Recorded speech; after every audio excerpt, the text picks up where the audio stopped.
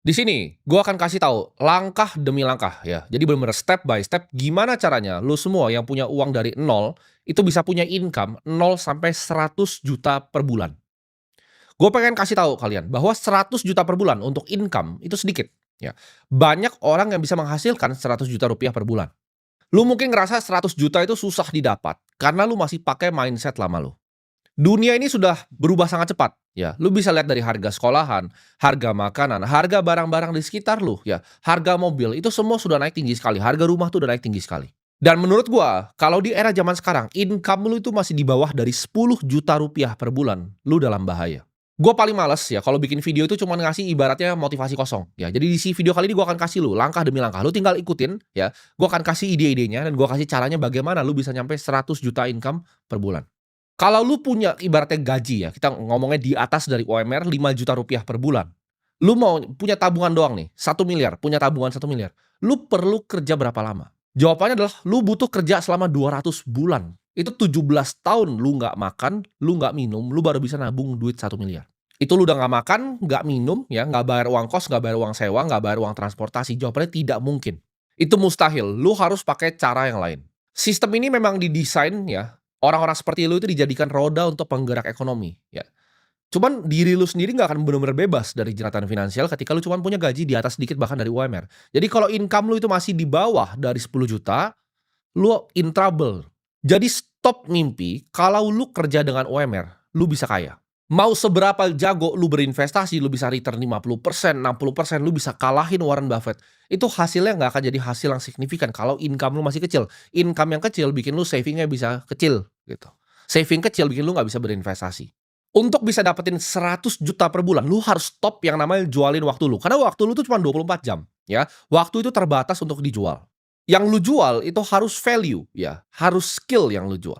Langkah pertama adalah lu lupain bahwa edukasi tradisional itu bisa ngebantu lu. Kan lu diajarin dari dulu lu harus sekolah yang rajin, sekolah yang pintar, punya nilai yang bagus, selalu kerja. Itu lu harus lupain. Lu lupain ijazah lu. Karena market sekarang itu nggak nge-value orang yang punya ijazah. Semua yang pernah kerja sama gua itu yang penting dia punya skill, dia bisa kerja, dia punya work ethic, dia punya skill-nya silahkan, ya. Jadi, game dari mendapatkan uang atau value creation itu sama, ya. Itu nggak peduli lu sekolah di mana, nggak peduli ijazah lu apa. Tapi market ini punya problem, apakah lu bisa ciptakan value untuk solve problem ini? Nanti ini kan gua bahas dengan detail. Menurut gua ya, di dekade ini cuman ada 2 skill ya, yang bisa bikin lu punya income yang besar. Skill pertama yang gua akan bahas adalah skill building ya. Building ini apa maksudnya? Adalah building produk, antara building produk yang bisa nge-service orang lain ya, bisa jadi jasa untuk orang lain. Jadi building kuncinya. Dan building ini jauh lebih gampang karena era zaman sekarang tuh udah ada AI. Kalau teman-teman suka tanya gua ya, "Timothy ini harus ulang dari nol lagi." Gua kan mungkin mulai jadi seorang builder ya. Walaupun gua nggak bisa coding, gua akan belajar ya, gimana caranya gua bisa vibe coding pakai AI. Gimana caranya gua bisa manfaatkan AI untuk bantu gua coding. Gua akan belajar skill building, karena ini akan jadi skill paling mahal yang lu akan pernah punya. Gimana caranya lu bisa bikin sebuah produk, gimana caranya lu bikin sebuah software ya, yang ini semuanya akan mempermudah hidup orang lain.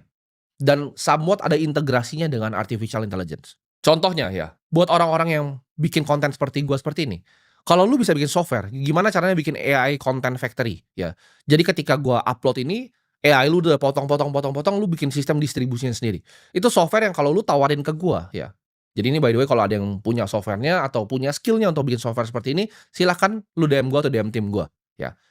Ini memang dibutuhkan oleh banyak orang. Ya ini dibutuhkan oleh banyak media, ini banyak yang butuhkan, gitu.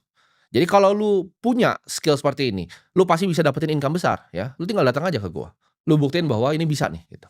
Ini gua akan kasih lu langsung gua akan lempar ke kalian semua ide-ide yang gua pikirkan sendiri ya. Kalau gua harus mulai dari nol atau bahkan service dan jasa yang gua butuhkan dengan skill building ini.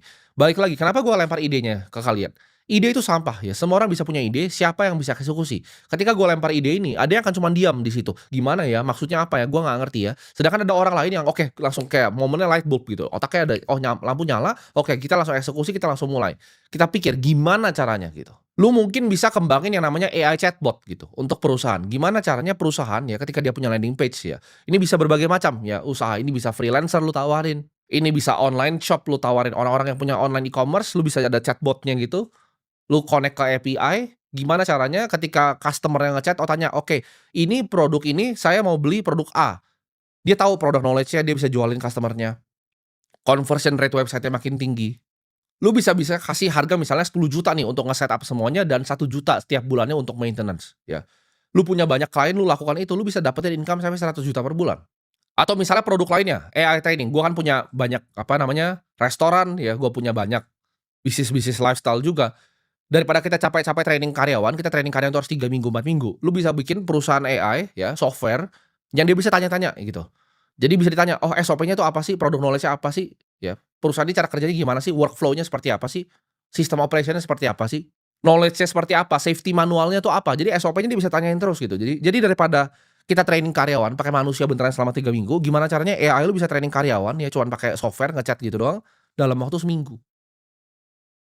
Itu kan pasti banyak sekali perusahaan yang mau ya. Satu klien lu cas 10 juta per bulan aja untuk retainer, itu 10 klien udah 100 juta ya. Balik lagi, ini kayak ginian gampang nih, tinggal dieksekusi, ini belum ada ya di market. Yang gua ngomongin ini belum ada, karena kalau udah ada pasti gua udah pakai. Jawabannya belum ada, dan kalau ada kalian punya skill billing, lu punya skill coding, ya lu nggak punya skill coding pun lu belajar gimana caranya pakai AI untuk manfaatin itu, untuk bikin coding-nya buat lu. Tapi kita lihat aja yang eksekusi dari kalian semua ini paling cuma 10 orang gitu kan, ya. Banyak yang nanya gua, "Gimana sih cara dapet income 100 juta?" Gampang sekali. Tools-nya di depan kalian, semua ilmunya di depan kalian, tinggal kalian mau eksekusi atau enggak. Tapi itu indahnya kapitalisme, akan ada orang pelanga-pelongo kayak orang bego, nggak akan pernah kerjain apa-apa. Skill kedua yang menurut gua ada skill sales, di mana lu bisa jualin barang atau jasanya orang lain. Nah ini cocok nih kalau lu ada punya teman yang bisa building, lu bisa sales-nya, jadi partner bisa cocok, jadi Steve Jobs sama Steve Wozniak-nya. Cuman kalau untuk kita pisah ya skill-nya cuma jadi sales, lu bisa jualan banyak banget, lu bisa jualan properti ya, lu bisa jualan mobil, lu bisa jualan jasa produk orang, lu bisa jualan software-nya orang, gitu kan. Lu bisa jadi sales untuk software orang yang emang udah jalan, misalnya CRM yang besar, lu jadi sales-nya di perusahaan itu, lu bisa dapat komisi ya. Lu nggak cuma dapat gaji, tapi lu dapat berdasarkan komisi.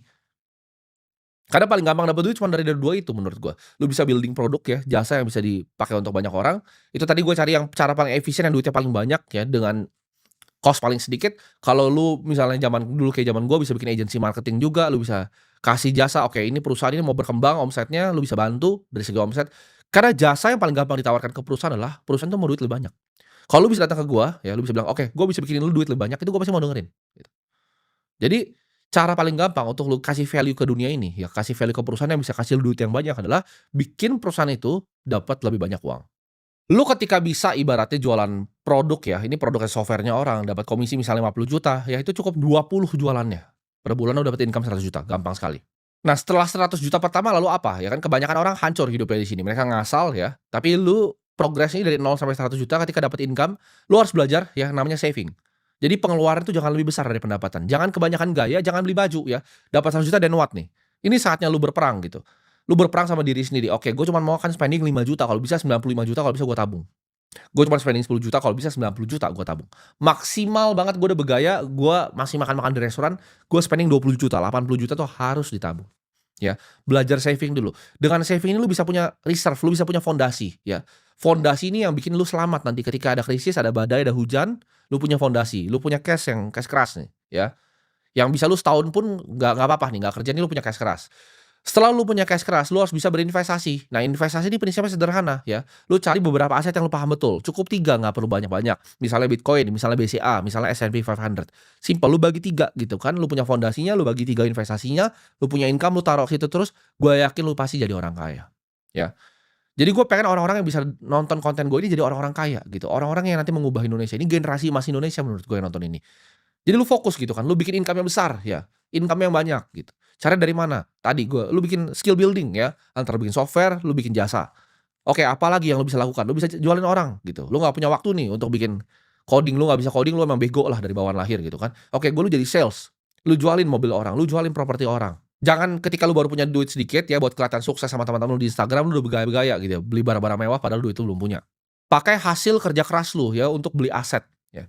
Karena di dunia kapitalisme ini aset itu akan naik terus ya. Kalau kita lihat global stock aja secara 100 tahun terakhir tuh naik sekitar 9 sampai 10% gitu. Jangan mau ketinggalan sama compounding interest.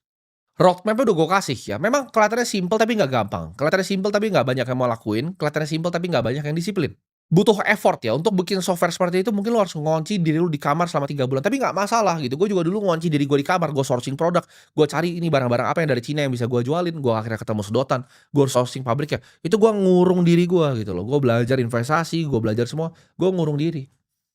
Nggak masalah lu 3 bulan nggak lihat cahaya matahari itu nggak masalah, gitu. 6 bulan lu bikin software, tapi itu akan ada hasilnya nanti. Untuk lu bisa jadi sebuah sales yang baik, mungkin lu musti coba 200 kali, lu ditolaknya 200 kali nih baru closing sekali. Lu 100 kali ditolak aja udah nyerah, mungkin lu ditolak tuh 200 kali gitu, lu nawarin orang rumah ditolaknya 200 kali, lu nawarin orang ini mobil di mall 200 kali, 1000 kali ditolak baru satu yang beli. Tapi at least lu tahu angkanya, lu perlu ditolak 5.000 kali berarti buat 5 orang yang beli. Ketika lu improve skill sales lu dari 1.000 orang yang lu tawarin mungkin 5 yang beli, gitu loh. Lu mau jualan 20 ya kan, ya udah cari 4.000 orang. Gimana caranya? Lu cari di jalan, lu telepon, lu cari database orang. Dunia ini tentang kerja keras gitu. Kita namanya sebagai manusia, ya kita mau cari nafkah, nggak ada yang namanya nggak kerja keras. Makin lama lu males, ini makin banyak uang dicetak loh, jangan salah ya. Makin lu males, uang makin banyak dicetak. Harga barang-barang makin mahal, anak lu nanti nggak bisa sekolah. Lu makin males, ini makin banyak kompetitornya nih. Ini gue bikinin kompetitor-kompetitor lu yang punya ide banyak, yang punya mindset yang bagus. Semua yang nonton gue ini akan berkompetisi lawan kalian semua. Makanya kalian nggak perlu belain gue ketika ada yang ngomong, "Oh, ngapain sih nonton Timothy? Bagus," gitu kan. Karena itu satu kompetitornya tambah nggak ada. Ini kalian yang nonton-nonton ini akan kompetisi sama kalian untuk main di game kapitalisme ini. Semua itu masalahnya cuman ada di otak gitu, di mental. Lu berani nggak ngambil resikonya untuk bikin software seperti itu? Lu berani nggak ngambil resikonya untuk jadi sales jualan di jalan panas-panasan? Banyak orang yang bohong bilang bahwa lu punya waktu. Lu nggak punya waktu, ya waktu lu tinggal sebentar lagi. Berani nggak lu capek di saat orang lain tidur? Di saat semua orang habis nonton ini lanjut scrolling hal nggak jelas lagi, brain rot, otaknya jadi bego gitu. Tapi kalau lu beneran serius ya mau mengubah nasib lu janji sama diri lu bahwa ini adalah tahun terakhir saya menjadi seorang pecundang. Saya mau merubah hidup saya mau dengerin ya, mau masukin mindset-mindset yang bagus, saya mau mengubah hidup saya. Orang itu kebanyakan cuma jadi budak uang. Kalau kita udah kaya kita punya mentalnya berbeda, ya uangnya sekarang gue budakin, uang gue suruh kerja gitu kan. Uangnya gue suruh beli perusahaan bagus, uangnya gue beliin orang-orang gitu. Uang yang kerja buat gue, bukan kebalik. Lu di level lu kebanyakan lu jadi budaknya uang, kebanyakan mikirin cuman problemnya uang. Gue senang ya ngajarin kalian semua di sini karena gue percaya ya, semua yang nonton ini akan jadi generasi emas Indonesia di 2045 ya. Gue percaya ini akan jadi negara yang besar, kalau semua orang itu di sini income-nya besar ya kan, bikin kemakmuran, kalau bisa bikin lapangan pekerjaan untuk orang banyak, lalu kalian rajin berinvestasi supaya capital market-nya juga berkembang ya. Jadi itu mimpi gue dan sampai jumpa di puncak.